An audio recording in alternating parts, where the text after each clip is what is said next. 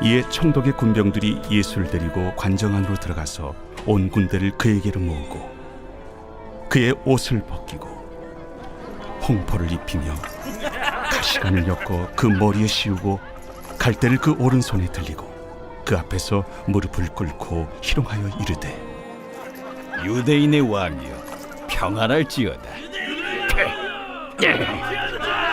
그에게 침뱉고 갈대를 빼앗아 그의 머리를 치더라. 희롱을 당한 후 홍포를 벗기고 도로 그의 옷을 입혀 십자가에 못 박으려고 끌고 나가니라. 나가다가 시몬이란 구레네 사람을 만나매 그에게 예수의 십자가를 억지로 지어가게 하였더라. 골고다 즉 해골의 곳이라는 곳에 이르러 쓸개 탄 포도주를 예수께 주어 마시게 하려 하였더니 예수께서 맛보시고 마시고자 하지 아니하시더라. 그들이 예수를 십자가에 못 박은 후에 그 옷을 제비 뽑아 나누고 거기 앉아 지키더라. 그 머리 위에 이는 유대인의 왕 예수라 쓴 죄패를 붙였더라. 이때 예수와 함께 강도 둘이 십자가에 못 박히니 하나는 우편에 하나는 좌편에 있더라. 지나가는 자들은 자기 머리를 흔들며 예수를 모욕하여 성전을 헐고 사흘에 짓는 자여, 네가 만일 하나님의 아들이거든 자기를 구원하고 십자가에서 내려오라. 그와 같이 대제사장들도 서기관들과 장로들과 함께 희롱하여 그가 남은 구원하였으되 자기는 구원할 수 없도다. 그가 이스라엘의 왕이로다. 지금 십자가에서 내려올지어다. 그리하면 우리가 믿겠노라. 그가 하나님을 신뢰하니 하나님이 원하시면 이제 그를 구원하실지라. 그의 말이 나는 하나님의 아들이라 하였도다. 함께 십자가에 못 박힌 강도들도 이와 같이 욕하더라. 오늘 이 마태복음 27장 27절에서 44절은 이제 예수님께서 십자가에 달려 못 박히시는 장면입니다. 그리고 이제 내일은 예수님께서 이제 십자가에서 마지막 호흡을 다하시는 장면이 나오죠. 그래서 이제 금요일에 예수님이 십자가에 달려 돌아가시고 이제 토요일 안식일이 지나고 유대일로 하면 안식일이 지나고 안식 후 첫날인 주일 새벽에 부활하시는 것으로 그렇게 이제 진행이 됩니다. 자, 오늘 본문 마태복음 이제 27장에서는 이제 총독의 군병들이 예수님을 데리고 관정 안으로 들어갔다라고 그러죠. 자, 예수님에게 사형 언도가 어제 내려지는 걸 우리가 보았습니다. 그래서 바라바는 26절에 그들에게 놓아주고 예수는 채찍질하고 십자가에 못 박히게 넘겨주니라 그러죠. 그래서 실제로 이 사형을 집행하는 것은 로마 군대가 실제로 집행을 하죠. 그래서 총독의 군병들이 예수님을 데리고 이 관정 안으로 들어갔다. 이제 로마 총독이 있는 그 관정, 이제 로마 총독본부, 이제 안토니오 요새가 됩니다. 성 안토니오 요새 안으로 들어가서 거기에 있는 이 브라이도리온이라고 하는 이 관정 안에 들어가서 이게 헬라어로 프라이토리온입니다. 그래서 그곳에 들어가서 이제 예수님을 이제 옷을 벗기고 그 다음에 채찍질을 하고 그리고 가시관을 씌우게 되죠. 여기 이제 그 28절에 옷을 벗기고 홍포를 입혔다 그럽니다. 이제 홍포를 입히고 가시관을 머리에 씌우고 갈대를 오른손에 들리고 이렇게 얘기를 하죠. 자, 이게 뭐냐면 예수님이 유대인의 왕이라는 죄목으로 이제 십자가에 달려 돌아가시는데 그 죄목대로 그를 왕 대접을 희롱을 하면서 하는 장면들이죠. 그래서 홍포를 입혔다는 것은 이제 왕, 그 나라의 통치자인 왕이 입는 홍포는 아주 이제 이 염료가 많이 들어가고 염색을 하기에 참 어려운 부분들이 있는데 그래서 이제 아주 값이 비쌌습니다. 이제 그런 홍포들을 갖고 와서 그러니까 군병들이 입는 홍포, 좀 값이 떨어지는 홍포나 이런 것들을 가지고 와서 이제 입히고 그다음에 가시관을 엮어 머리에 씌웠다. 여러분 그 유대의 가시 보면 얼마나 뾰족하게 많이 나왔는지 모릅니다. 그런 것들을 왕관처럼 해서 씌우는 거죠. 왕관이 아니라 가시관을 쓰신 왕이 되는 겁니다. 자, 그리고 갈대를 오른손에 들렸다. 이거는 이제 왕의 통치권을 이야기하는, 통치 권한을 이제 상징하는, 이게 이제 셉터라고 해서 홀을 말하는 거죠. 홀, 왕의 규. 이것들을 들리고. 그러니까 이제 예수님이 왕인데 아주 역설적인, 고난받는 왕, 아주 모욕과 치욕을 당하는 왕으로 이제 이 군병들이 예수님을 이제 조롱을 하는 것이죠. 여기 이제 온 군대, 27절에 온 군대가 함께 있는 가운데 조롱을 당하신 겁니다. 이 로마의 군대는 이제 예수님을 왕으로 섬기는 게 아니라 황제를 섬기는 군대죠. 여기 이제 군대가 스페이라라고 하는 이제 헬라어로 되어 있는데 한 600명 정도 되는 이제 큰 대대 정도의 규모의 군대를 말합니다. 자, 이렇게 해서 로마의 군병들 앞에서 조롱받는 왕으로, 비천한 왕으로 희롱을 당하시고, 그리고 이들이 무릎을 꿇고 예수님을 희롱하지요. 계속 조롱을 하는 겁니다. 여기 이제 29절에 희롱한다, 31절에 희롱을 다하고 끌고 나간다, 그리고 41절에 제사장들과 서기관들과 장로들도 함께 희롱한다. 41절에 이렇게 보면은 이제 희롱이 계속되는, 그러니까 예수님을 왕으로 영접하지 않고 비아냥대는 이런 조롱이 계속되는 것을 볼 수가 있습니다. 자, 이렇게 해서 예수님께 희롱하며 경배하고, 그러니까는 이게 형식상으로는 예수님을 왕으로 인정하는 거지만 조롱하기 위한, 그러나 중요한 건 그를 왕으로 부르며 이제 조롱했다라는 것이죠. 자, 그렇게 한 다음에 30절에 그에게 침을 뱉고 모욕을 주고 갈대를 빼앗고 그의 머리를 치고, 그러니까 억지로 예수님의 왕권을 빼앗으려고 하는 제스처들입니다. 31절에 희롱을 다한 후에 홍포를 벗기고 그의 옷을 입혀 십자가에 못 박으려고 끌고 나갔다 그러죠. 여기 이제 십자가에 못 박으려고라는 것은 예수님을 십자가에 못 박는 사형틀 장소가 있는데 거기는 이 예루살렘 안이 아니라 예루살렘 성 밖입니다. 여러분 지금 예루살렘에 가면 예루살렘 성이 이제 많이 확장이 됐습니다. 1세기 때, 그리고 그 이후에 시간이 지나면서 예루살렘 성들이 외연히 많이 확장이 됐는데 그 처음 있었던 그 예루살렘 성에서는 예수님이 성문 밖으로 나가서 이 골고다라고 하는 언덕으로 이렇게 올라가서 십자가에 못 박히시죠.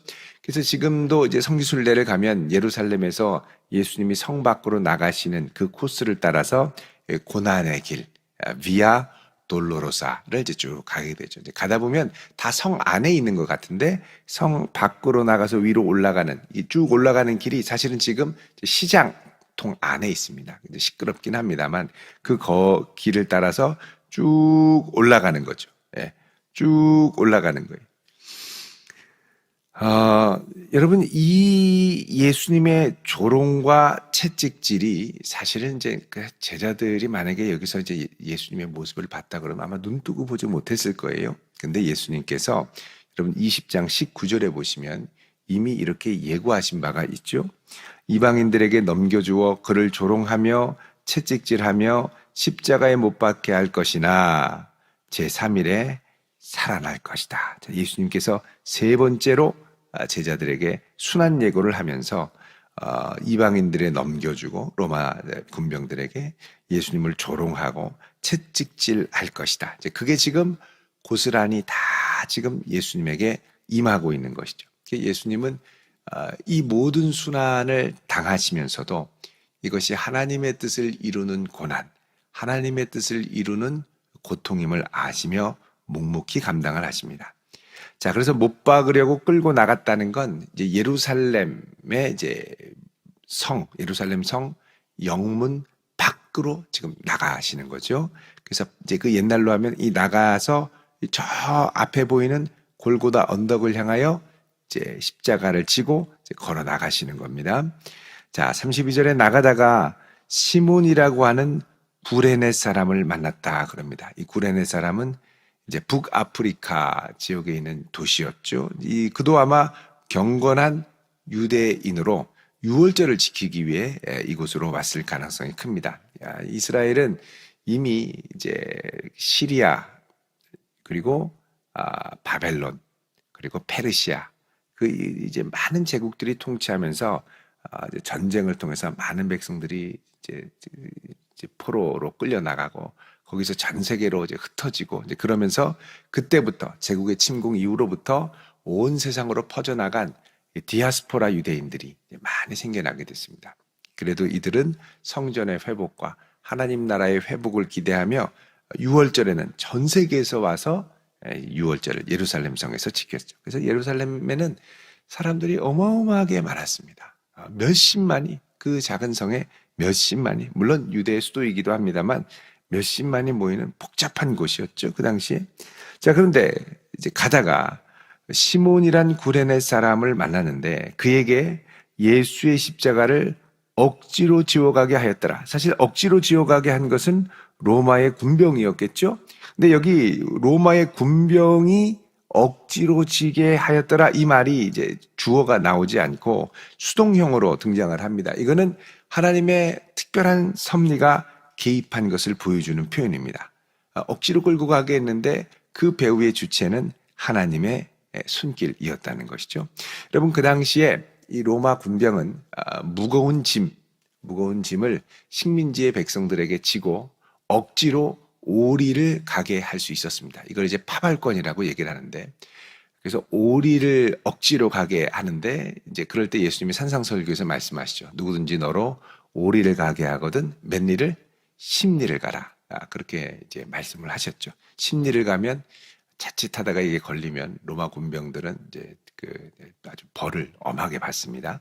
식민지의 백성에게 관용을 명령했던 로마가 억지로 너무 과중한 노동을 시키면 힘들죠. 그러니까 이 시몬이라는 구레네 사람도 만약에 예수님의 십자가, 예수님이 더 이상 혼자 지고 가기가 어려워서 쓰러졌을 때 그 십자가를 지고 갔으면 적어도 오리는 갔을 겁니다. 한 2km 정도 쭉 걸어서 가죠. 그러니까는 예수님 십자가 지시는 데까지 끝까지 갔을 겁니다. 여기서 잠깐 이제 이 구레네 사람 시몬을 만났습니다. 그러니까 시몬은 자기도 모르는 게 십자가까지 가서 예수님이 십자가 지시는 것을 보게 되었겠죠. 그리고 나중에 예수님에 대해서 알게 되었을 겁니다. 자, 그런데 마가복음 15장 21절에 보면 이 구레네 사람에 대한 소개가 나오는데요. 한번 보시죠. 마가복음 15장 21절. 여기 보면 마침 알렉산더와 루포의 아버지인 구레네 사람 시몬이 시골로부터 와서 지나가는데 그들이 그를 억지로 가게 하여 예수의 십자가를 지우고 갔다 그럽니다. 자, 여기 구레네 사람 시몬에 대한 좀 더 자세한 설명이 있습니다. 누구냐면 알렉산더와 루포의 아버지. 자, 이 이름이 등장했다라는 건 나중에 이 마가와 이제 이 루포가 이제 믿음의 교제가 있었다는 얘기고, 이 믿음의 교제가 있었다는 얘기는 구레네 사람 시몬과 그의 가정이 아들들까지 다 믿음으로 들어왔어요. 예수 그리스도, 자기가 지었던 십자가가 무슨 의미인지를 깨닫고 예수 그리스도를 믿게 된 믿음의 가정이었을 가능성이 크다라는 걸 알 수가 있겠죠. 그런데 이게 여러분 로마서 16장 13절로 가시면 한번 가보시죠. 로마서 16장 13절을 가시면 여기에 이 가정이 등장을 합니다. 263조 로마서 16장 13절 같이 읽어볼까요? 시작. 주 안에서 택하심을 입은 루포와 그의 어머니에게 문안하라. 그의 어머니는 곧 내 어머니니라. 아멘. 자, 여기 로마 교회에 루포와 그의 어머니가 있었죠. 그럼 알렉산더와 구레네 시몬은 어떻게 됐을까요? 잘 모릅니다. 같이 살았을 수도 있고 아니면 이때 순교했을 수도 있습니다. 예수님 따라다니다가 예수님 복음 전하다가 어쨌든 그 루포와 그의 어머니는 로마 교회에서 믿음 생활을 잘하고 있었고 사도 바울을 예수님 같이 잘 섬겼습니다. 그래서 뭐라 그래요? 그의 어머니는 곧 내 어머니라. 그러니까 여러분 사도 바울이 내 어머니와 같다라고 고백한 사람이 없어요. 이 루포의 어머니입니다. 그러니까 그때 이제 골고다에서 만났던 이 예수님의 십자가, 이게 그의 가슴에 새겨져서 남은 생을 평생 예수님을 사랑하며 예수님을 증거하는 정말 귀한 신앙의 아름다운 가정으로 자랐던 것을 볼 수가 있겠죠. 여러분, 각 가정마다 예수님을 만나고 예수님의 십자가를 지는 역사가 일어날 수 있기를 바랍니다. 정말 예수 잘 믿는 가정으로 서야죠. 예. 자, 그래서 이제 억지로 끌고 가게 됐는데 32절로 다시 오시면 33절에 골고다, 즉 해골의 곳이라는 곳에 이르렀다 그럽니다. 골고다, 이 골고다 언덕에 이르렀는데 이 골고다를 다른 말로 하면 해골의 곳, 곳이라는 건 해골의 장소라는 뜻입니다.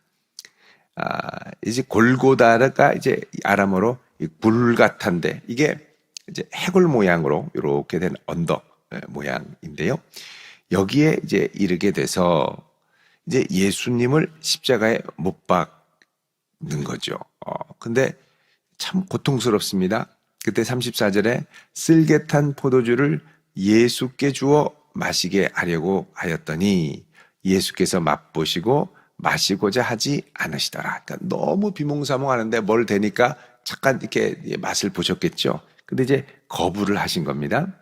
여기 쓸개 탄 포도주를 마시게 하는 이것도 사실은 이제 예수님의 순환을 이제 예고하는 것으로 보는 시편의 말씀을 성취한 것으로 볼 수 있는데요. 여러분, 시편 69편 21절을 보시면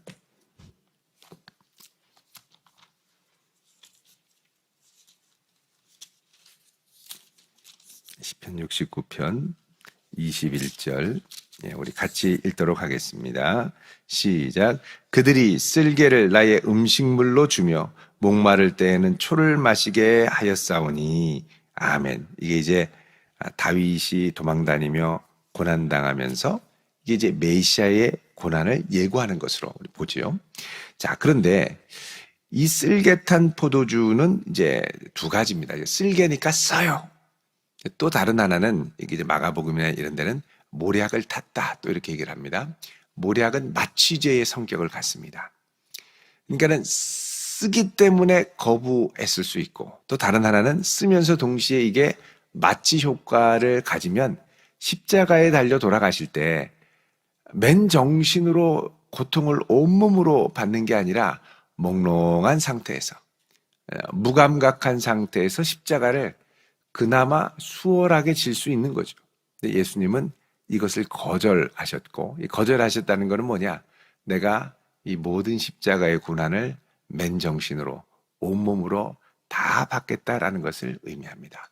그래서 예수님께서 모든 고난을 온몸에 다 받으시며 십자가를 지시게 된 것이죠.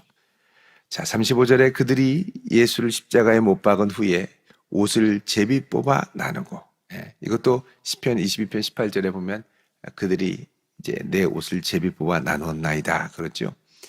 자, 그리고 그 머리에는 37절에 유대인의 왕 예수라 쓴 죄패를 붙였더라. 그러니까 결국 예수님의 죄는 뭐냐? 유대인의 왕이라는 겁니다. 그러니까 왕으로 오신 예수님을 그들은, 그의 백성은 십자가에 못 박은 것이죠. 왕의 아들로 오신 그분을 십자가에 못 박은 것이죠.